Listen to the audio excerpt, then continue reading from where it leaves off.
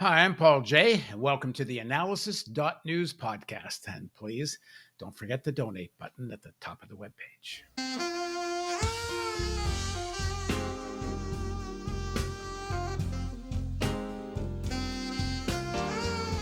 As we are recording this podcast, Joe Biden is closing in on 270 electoral votes, and it seems likely eventually he'll be inaugurated president of the United States. There are still many legal shenanigans that can take place, including some dramatic from the Supreme Court, but even senior people in the Republican Party apparently expect Trump will lose. That said, why the hell was this election even close? I don't have to list the reasons why Trump should have been trounced and the Dems should have won the Senate and not lost seats in the House, as it looks like they are.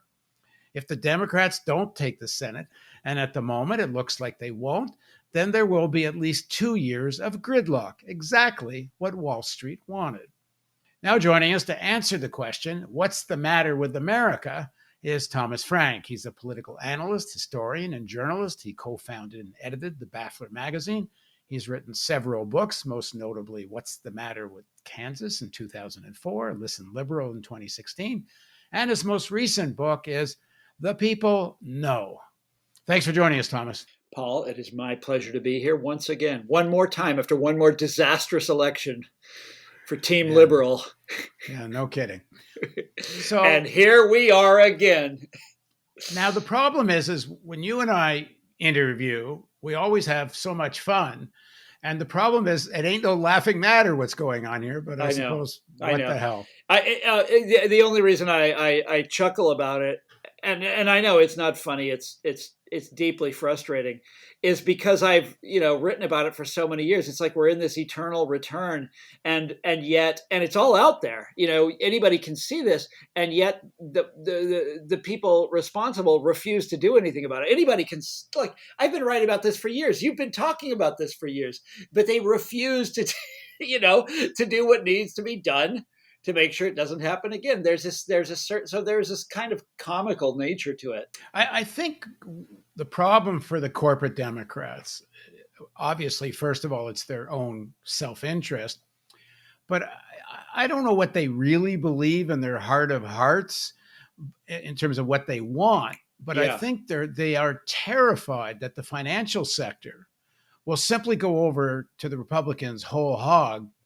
if they don't play this centrist Wall Street pleasing game. If they really go into what a left, if you want to use the term left populism, but which is, as you pointed out in your book and our other interview, that's actually where populism, that's what it the US is, comes from. Yes, it was left populism. But forget even the word populism. If they just go to a FDR-ish kind of position, Wall Street is not going to like it, and so they play this tightrope act, and then they get fooled by pollsters where they think they're going to win. How could they be so wrong this time again? Because it's a crappy formula, Paul. It's the whole formula is designed to, like, at best, eke out a tiny little marginal victory by sort of fighting over this swing faction of highly educated voters in the suburbs who used to be Republicans and today are more inclined to the Democrats.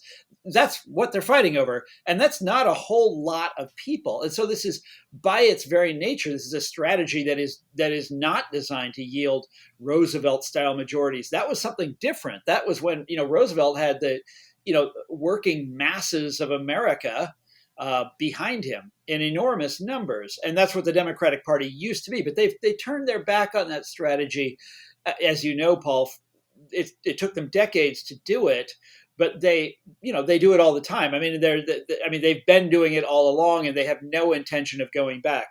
This is sort of today's leadership of the Democratic Party. This is their sort of foundation, generational gift. This is what they brought to the Democratic Party, was to turn their backs on Roosevelt's Democrats and make the Democrats into this party that could compete for Wall Street donations and Silicon Valley money and those affluent, highly educated voters in the suburbs. And they think this is a triumph, by the way. This is a triumph, okay? Because they, every now and then they can win an election, and yet they get, as one of my friends said on Twitter today, all the consultants get Teslas. I'm here in Bethesda, Maryland. I'm surrounded by Democratic lobbyists and consultants, and you know how much money they spent just on their Senate races? Over $1 billion just on their Senate races. I think they picked up one seat. It's crazy. Yeah. Yeah, but somebody got rich there, Paul. It just wasn't you and me, and it sure as hell wasn't the, working people of America. Bernie Sanders, in the last few weeks, was telling Biden, practically pleading, it seemed, with Biden, to hammer this economic message, a real vision of what a different economy would look like. And he also said forcefully, let AOC get out front, use her to help gather the youth vote, the Latino vote, and they just wouldn't do it. It's like what you've said before. It's exactly not like they don't like the left. They hate the left of the party. Yeah, it's the left represents that throwback, sort of, it's a relic of that older Democratic Party that this generation of Democratic leaders suppressed, and they absolutely despise it. By the way, there's so many books and articles that I'm never going to get to write in my life, but one of them, this completely mystifies me, is why they hate Bernie Sanders so much. He's really not a menacing guy. He's not a mean guy. He's not an evil guy. He's kind of friendly. He's not threatening, and they hate him so much. And I'm totally puzzled by that. But because he almost won. Well, he almost won, but so what? Somebody has to win. And it's because he's not part of this faction, and he's not part of this generational shift in the Democratic Party. By the way, you mentioned at the start, who are they and what do they stand for? Well, Biden, in this sense, is like, who knows what he stood for? He stood for one thing, that's for sure. He's a nice guy. He's a friendly man. But oh my God, did they ever get played again? Do you remember in 2016, I wrote that famous story for The Guardian about Trump winning. And I wrote it after watching Trump on the internet do rally after rally after rally, totally unanswered by Hillary Clinton in the closing weeks of the 2016 election. He just did it again. And Biden there was zero response. And we still don't really know what Biden stands for. I mean, you have people, he has in his campaign, he has people on the left and he has people way to the right, these retreads from the Clinton administration. And a group of neocon Republicans. Yep, now. That's right. He's got those guys in there too, and they're going to be amply rewarded for their for the great success, right? That they just engineered. No, this is so 4 more years for Trump to build his insane movement. We don't anyhow. So I've thought about this a lot. To go back to your very first question, this near miss, right? So Biden barely just squeaked by against one of the worst presidents we've ever seen. What the hell? Assuming he does. I mean, it's not. It's not totally nailed down yet, but I expect to hear that the AP has announced it very shortly. Sometime today is what I mean. But here's the deal. You and I and everybody else said all along, I don't know if you said this, but me and all my dumb friends who are listening to the American mass media said this, that this election is going to be a referendum on Trump. And look how he bungled the pandemic. I said it myself many times. Look how he bungled the pandemic. Look what a lousy president he's been. Look at how the economy has collapsed. Look at his idiotic tweets. His, the stupid things he says in public, all of the lies that he tells. Look at his bigotry. Okay. But I think this also was a referendum on liberals. If you go back and look at conservative rhetoric, it's all about the horror of this woke, the horror of wokeness, the horror of political correctness, all of the crazy stuff that's going on. And in some ways, they were able to engineer this as a referendum on us. And I think that's you're going to see that is obviously good. Look, I'm on the left, obviously. I don't want to be included in that us. I know. I'm just. It's rhetorical. Okay. I know It's not you. You're a Canadian, for God's sakes. No, I'm a dual citizen, so I got half of the us would have been me, but I don't want even that. So. Anyhow, the one of the really annoying phenomena of 2016 that you and I have talked about before was all of these pundits who came out after the election was over and were saying, like, I hate the American people. These are liberals, mind you, liberals denouncing the people. Well, they're doing it again, Paul. If you go on Twitter, which is where all the commentary happens today, nowadays, they're doing it again. It's like, we didn't fail, the people failed. They failed us, not the other way around. Well, I'm here to tell you that attitude is a loser. All of this contempt that liberals constantly show for ordinary people, demanding that we genuflect before this or that credentialed authority, calling people names, the whole liberalism of scolding is what I like to call it. This really rubs people the wrong way. Now, I think everybody knows that. The problem is when you say this, and then your mainstream pundits here in America are like, well, what else is there? They can't even imagine, Paul, a majoritarian liberalism that appeals to a huge number of people.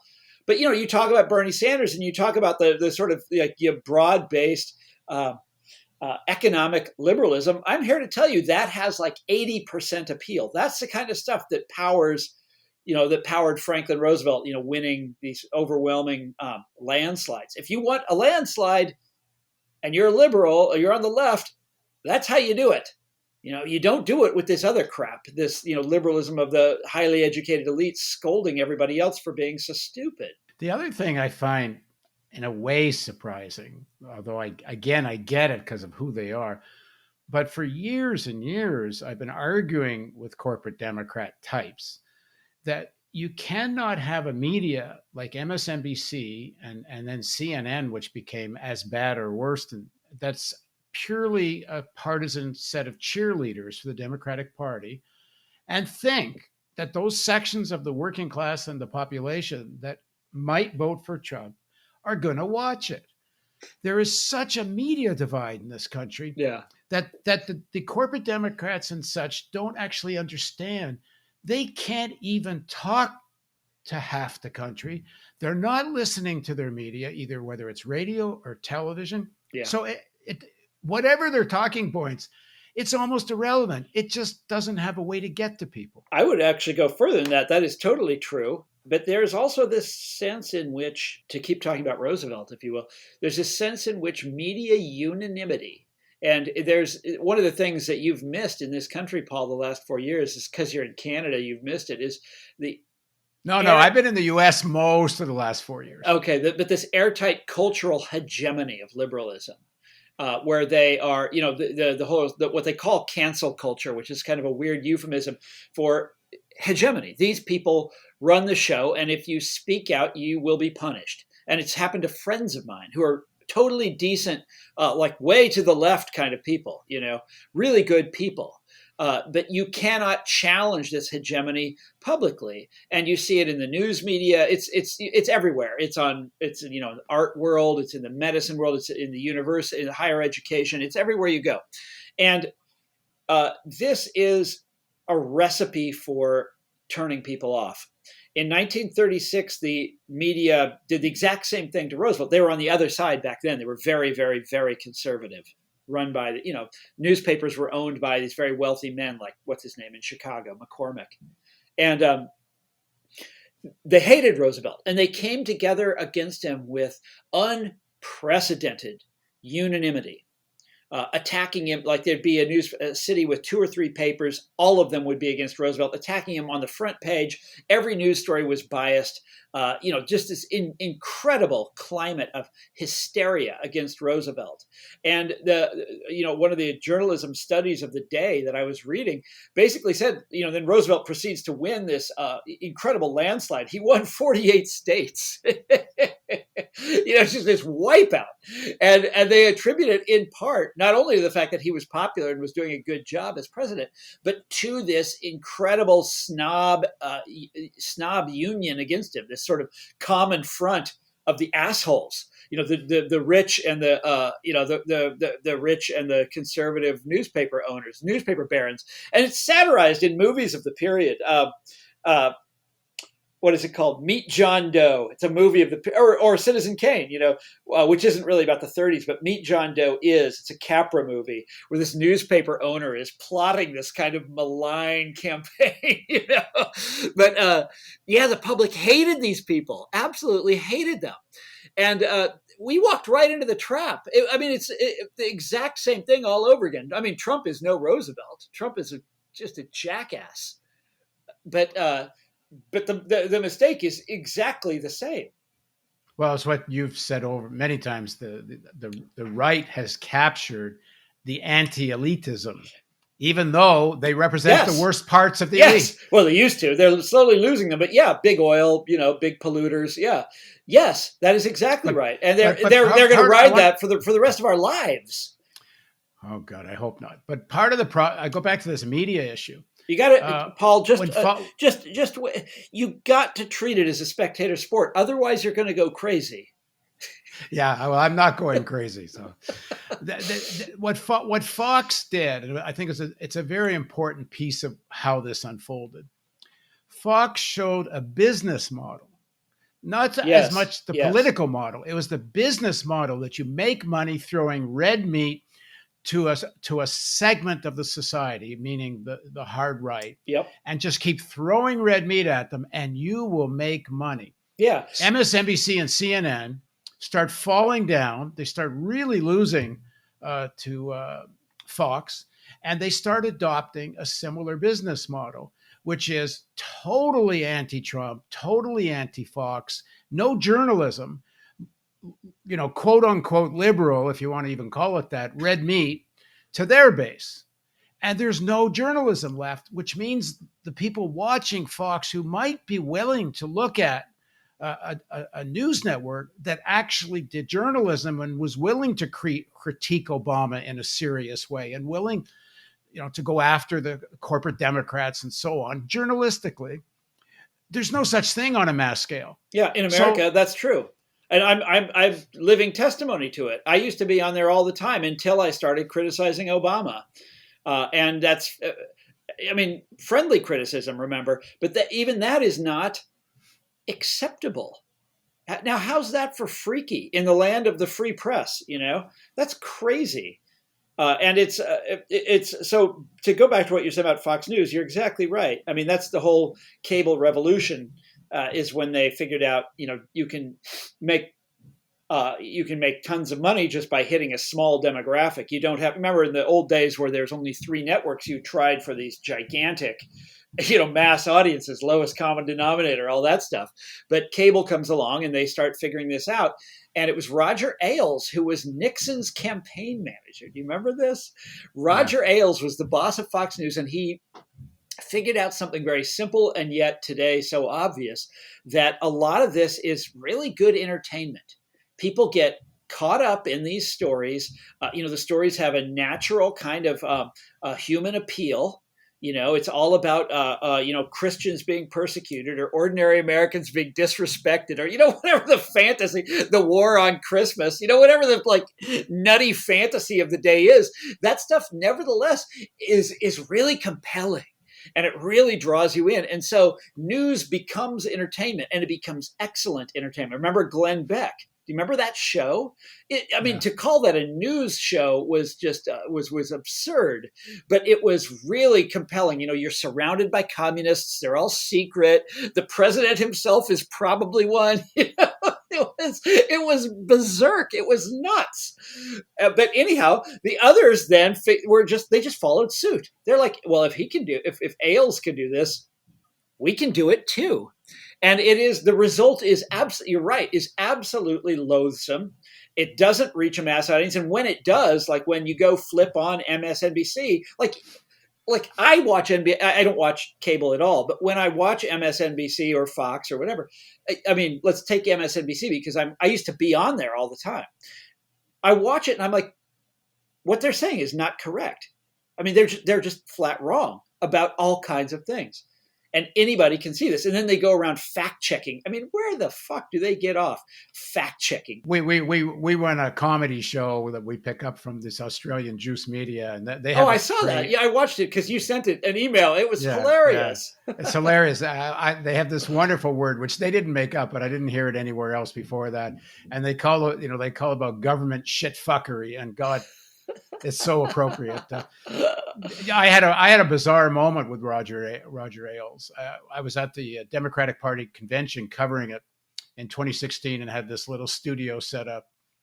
And I'm standing there, and in walks Roger Ailes, and he comes up. This is 2 weeks after he was fired from Fox. Yeah, I was going to say, wasn't that about the end for him? It was back then. It was 2 weeks after he'd been fired. He comes over to me and gives me this big hug, and there's and people taking photographs. There's a film crew, and I said to my friend there, I said, "What could I have done wrong to deserve that? How on earth could?" And then he goes over to one of the women working with us, puts his hand on her shoulder, and says to me, "You got to be good to your girls, Paul." 2 weeks after he was fired for sexual abuse. Was he drunk? No, they were making a documentary about him. He did it knowing he was going to be filmed. It was insane. And he had didn't you ever know met me. him before? Were you his friend or anything? Didn't know me from Adam. He was just going to different studios and shaking hands and whatever for this film to show that he was still that he was beloved. That he was beloved. But he's in such a bizarre bubble that he didn't have any idea. I think I know where you were. Stupid That he you were. looked. Were you on Radio Row at the Democratic convention? Well, yeah, because TV I remember that. I remember where Yeah. that was. Yeah. It was TV Row, not radio, because we had video and all that, but Okay. more or less the same thing. Yeah, I remember that was. I think that's where it was. At that, oh, it was. I think it was the Republican convention where Roger Stone was on the set of the Young Turks and almost got in a fist fight. Do you remember this? Okay. I think that was the No. Republican convention. No. It was something crazy like that. Maybe it was Breitbart. I don't know. I don't remember anymore. So I've been watching a lot of Fox the last week or two. In fact, I find it more interesting than CNN and MSNBC just because I hear stuff I wouldn't hear there. And they're going on and on about the Latino vote and how on the Rio Grande in Texas, the Latino vote may be the thing that swung it to Trump. Of course, there's lots of talk about Miami-Dade and anti-Venezuelan, anti-Cuban sentiment. So yeah. but one that it shouldn't be such a surprise to me, I think, because it's not like right-wing demagogues don't do well in Latin America. They do win elections. Well, it's not like any particular group is automatically impervious to this stuff. It's just that we counted on Trump's racism to drive voters like that away, and so the Democratic Party has been treating people like that, taking them for granted for decades. And because they count on Republican racism to keep them away from the Republicans. And I myself shared that. I mean, I thought no way Trump can win with people like that because he's such an asshole to them, But it's happening. I mean, I've also been saying sooner or later it's going to happen. The Republicans are going to reach out to these people and have success with them. And it's just happening a little sooner than anybody thought it would. Bernie Sanders did better than anyone thought. He came close to winning. If the Democratic corporate elites hadn't all rallied to Biden when all the other candidates dropped out and supported Biden, Sanders might have given even much more of a horse race. Who knows? He might have won. So there's a lot of popular support for a really progressive agenda out there. Yeah. So now it looks like people are going to be facing probably a Biden presidency. Yeah. Probably a Republican Senate with giving full, gridlock, so Biden can barely pass anything. And I'm thinking, and this is where I'll put on my Canadian hat, because maybe what I'm saying is impossible, but what people need to be demanding of a Biden presidency is govern like there is no Senate. Don't reach across the aisle. Don't negotiate any deals whatsoever. Get legislation proposed in the House, get it passed, and then do an executive order and say, I'm doing this because the House said it was okay, and I'm saying it's okay, and the Senate can go to hell. And just and see then what they govern. do. Well, what can they do except fight certain things at the Supreme Court? And it will be a problem at the Supreme Court, but it will become, this war where the House, which is supposed to be the people's house, Yeah. passes legislation. And the thing is this: if they don't do this on climate issues, and they don't do it on this big green infrastructure plan, but a legitimate one, not a greenwashing one that just makes some sections of Wall Street money, but an effective green, call it a Green New Deal or call it whatever I would Biden love to wants see to call that, it. but yeah. But if they don't do that, Yeah. I'll drop the F-bomb too. We're fucked. I mean, 4 more years of what will amount to climate denial because the Senate won't pass anything. We're running out of time. Okay, fair enough. But there's also, and you're right about that. He has to. It would be nice if he could do something big, but unfortunately for Biden, big things are off the table. But there's all kinds of things he can do unilaterally as president. And one of the things that you're going to be hearing, we're going to go right back to where Obama was. It's funny. Remember how Biden said, basically promising a status quo ante.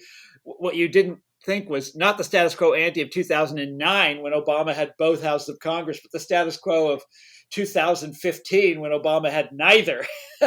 And you might, I was actively in journalism at the time here in America, and was writing stories all the time, 14, I guess, about, because there was this whole narrative that you'd see from mainstream pundits in this country that Obama couldn't do anything as president. And it was wrong for people to demand that he do something because, everyone knows the president just doesn't have a lot of power, which made me so angry because the president does have a ton of power and can do all kinds of things unilaterally.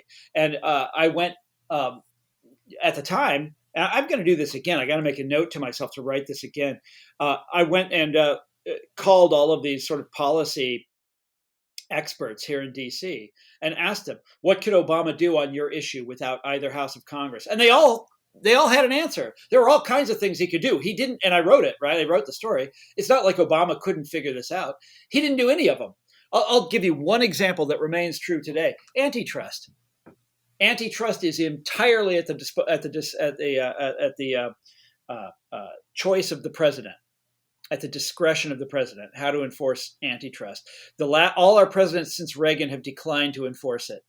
Well, Biden can do whatever the hell he wants. He can call in whoever is attorney general, call him into the Oval Office and say, go to town on Google and Microsoft and all the rest of them, Facebook, Apple, go get them. And Amazon, go get them. And it would be incredibly healthful for this country. And on the environmental front, he has enormous power. There's nothing he can't do. All he has to do I don't know about nothing, but he has enormous power over polluters. And so all of Trump's deregulation of polluters, that was all executive orders. I mean, Biden can reverse them all on the first day. All. Yeah. But what if Trump can build a wall saying it's some kind of national emergency, there's no way, even if everything Trump said was threatening America from Mexico and Latin America, let's say it was all true. Yeah. It doesn't come close to the threat of the climate crisis. Declare that a national emergency, roll out the big, massive infrastructure project, hold hearings in the House about why it's necessary, and just educate the whole population about the real science of climate, and then fight it out at the Supreme Court. Yeah, the Supreme Court will try to kill it, but let's, that war has to be fought. Yeah, you're probably right. You're probably right. The most important thing is that people regard this as an upper class issue because environmentalism always has been one. And so that has to change. And they also regard it as a threat to their way of life, like they won't be able, the famous coal miners in West Virginia. They have to be convinced that that's not the case, that in fact there's all of these possibilities. And the way to go ahead with that is just to go ahead with it. Just start building and they will see, and it'll become obvious. But he has to get appropriations to do that. The Senate is secondary in that process, but he still has to get their sign off. I don't know how he gets it. But look, if Biden is, Lyndon Johnson could do it. I mean, it's not impossible. I know Mitch McConnell is like one of the biggest pricks ever to to walk on the face of the earth, but it can be done. I did an interview with Bob Poland, the economist, the other day. If my memory is correct, in Pennsylvania, it's something like 123,000 people have jobs in the fossil fuel business. This is like in Yeah, natural gas and any sure. But then other there's all the stuff. stuff downstream from them. You know how these things work. But if you promise through executive order that anyone that loses their job because of the phasing out of fossil fuel will get paid Yeah, until they're trained and have another job. yeah. It's such a pittance of money. Okay, But but the reason the problem with that, and well, we shouldn't go into the weeds like this, the policy weeds. The problem with that is that we've done stuff like that before in this country, and everybody knows that those promises were false. I mean, the Clinton administration was like retraining people after, who were supposedly affected by NAFTA. Nobody got it, jack shit. It's like, and they always, and it's Democrats we're talking about here, so everything has to be means tested, and not everybody gets it. And it's just, no, these are, yeah, we got to get into the weeds here because it's a really clear example. See, but when I'm saying he should, I'm not saying this because I think he will.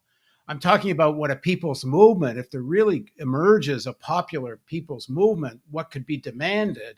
And through executive order, it could be done. And it's a pittance of money to promise full wages for people, yeah, to simply just say, look, the whole society was in on this fossil fuel business. So there's not like a few workers should bear the burden. yeah, But the reason Biden didn't already say that in Pennsylvania, because maybe he would have clearly won it, whether he will or not, we'll see, is because then he has to really admit and say that he is going to phase out fossil fuel in a reasonable time frame. Like the science is saying you need to do it. And he doesn't really want to come out and piss off the fossil fuel companies, so he won't say it. yeah, yeah. You're right. You're right. But once he's elected, of course. By the way, so I'm going to move up to Canada. I'm thinking somewhere in Saskatchewan. It'll become nice and temperate up there, and yeah, I am lobbying for in the legislation that will build the wall that certain people should be allowed in. Out. No. I would say that I'm going to try to push that people I do interviews with should get in, but I don't know if it works. Thanks for joining me, Thomas. You got it, Paul. Anytime. By the way, not Saskatchewan, like the northern shore of Lake Superior. That's where I'm going. Well, you'll be able to grow mangoes there soon enough. and that ain't funny. It's funny, but it ain't funny. Yeah. All right. Thanks, Thomas. And thank you for joining us on the Analysis.news podcast. Please don't forget the donate button at the top of the webpage.